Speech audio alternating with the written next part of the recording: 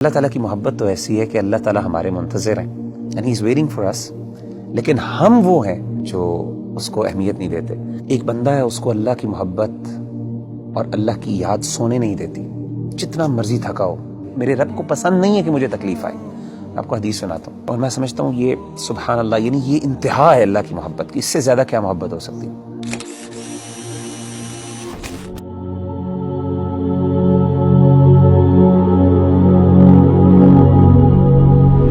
اس دنیا میں ہر انسان جو ہے نا کسی نہ کسی اسٹرگل میں لگا رہتا ہے، اور اوبویسلی مسلمان ہونے کے ناطے بینگ اے مسلمان کی یہ جد و جہد ہوتی ہے کہ اللہ کی محبت اس کو مل جائے، اللہ سبحانہ و تعالیٰ اس سے محبت کرنے لگ جائے۔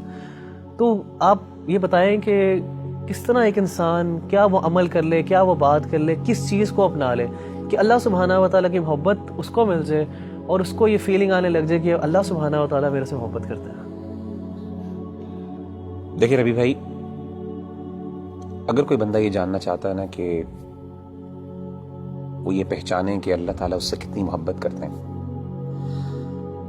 تو اس کو چاہیے کہ وہ اپنے دل میں دیکھے اور وہ یہ جانچیں کہ اس کو اللہ تعالیٰ سے کتنی محبت ہے۔ اگر وہ اللہ سے محبت کرتا ہے، واقعی محبت کرتا ہے، تو اس کو خوش ہونا چاہیے کہ اللہ بھی اس سے محبت کرتا ہے۔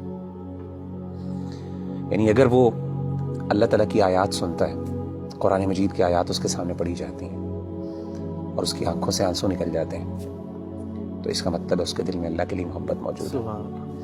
وَإِذَا سَمِعُوا مَا أُنزِلَ إِلَى الرَّسُولِ تَرَىٰ أَعْيُنَهُمْ تَفِيضُ مِنَ الدَّمْعِ مِمَّا عَرَفُوا مِنَ الْحَقِّ۔ اسی طرح اگر اللہ کا ذکر اس کے سامنے کیا جاتا ہے تو اللہ کی عظمت، اللہ کی ہیبت سے اس کا دل ڈر جاتا ہے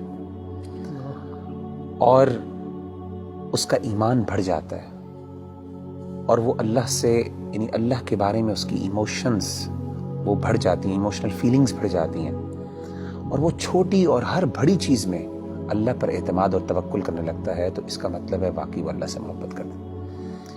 انما المؤمنون الذين اذا ذكر الله وجلت قلوبهم واذا تليت عليهم آياته زادتهم ایمانا وعلى ربهم يتوکلون۔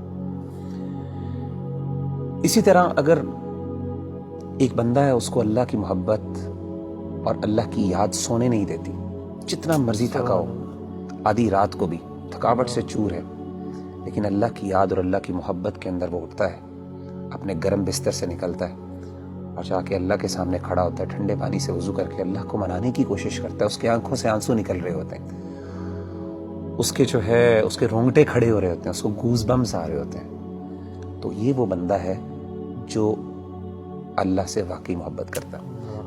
اللہ کہتے ہیں تتجافى جنوبهم عن المضاجع يدعون ربهم خوفا وطمعا ومما رزقناهم ينفقون۔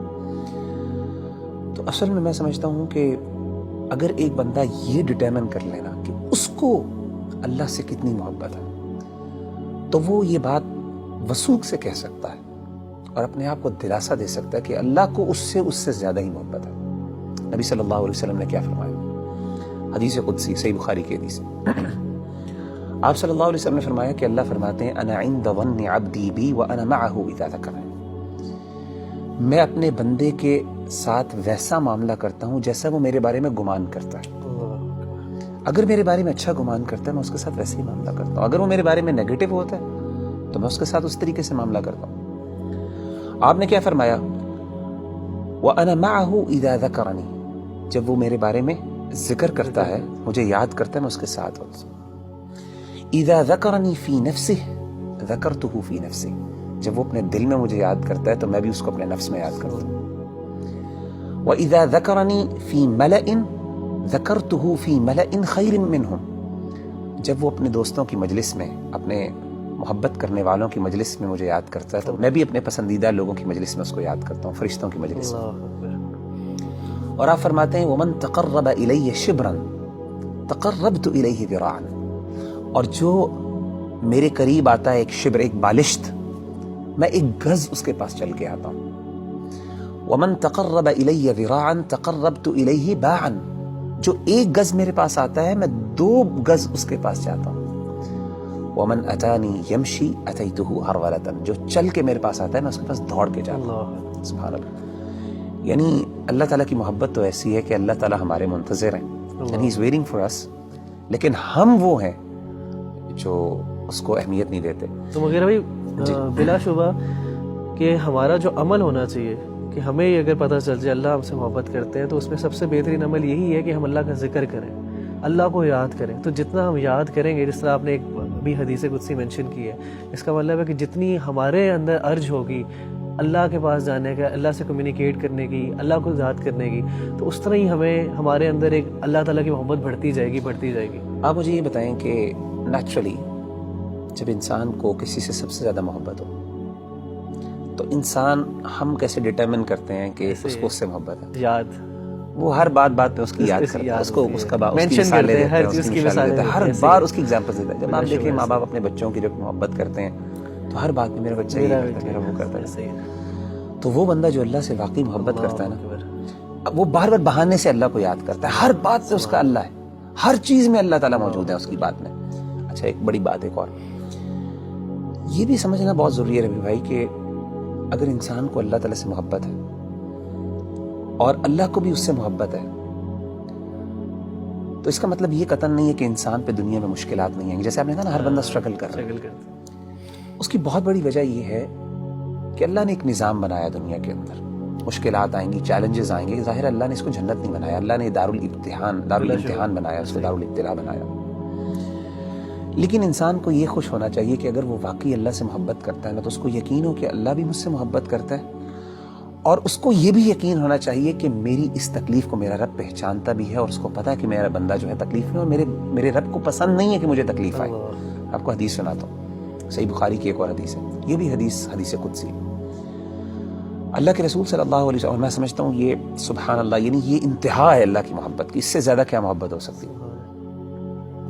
نبی صلی اللہ علیہ وسلم نے فرمایا کہ اللہ فرماتے ہیں وَمَا تَرَدَّدْتُ عَنْ شَيْءٍ أَنَا فَاعِلُهُ تَرَدُّدِي عَنْ نَفْسِ الْمُؤْمِنِ.